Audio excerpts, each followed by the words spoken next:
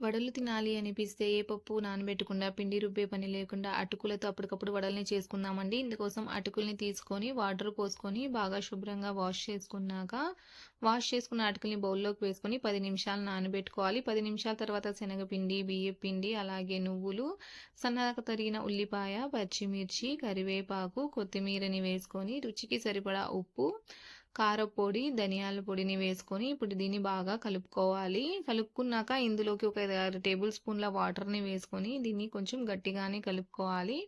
ఇలా కలుపుకున్నాక వడల్లాగా ఒత్తుకొని ప్లేట్‌లో పెట్టేసి పక్కన పెట్టుకోవాలి. షాలో ఫ్రైకి సరిపడా ఆయిల్ వేసుకొని, ఆయిల్ హీట్ అయ్యాక వడల్ని వేసుకొని, వేసిన వెంటనే దీన్ని ఒక నిమిషం పాటు కదపకూడదు. ఒక నిమిషం తర్వాత వీటిని ఇంకొక వైపుకి టర్న్ చేసుకోవాలి.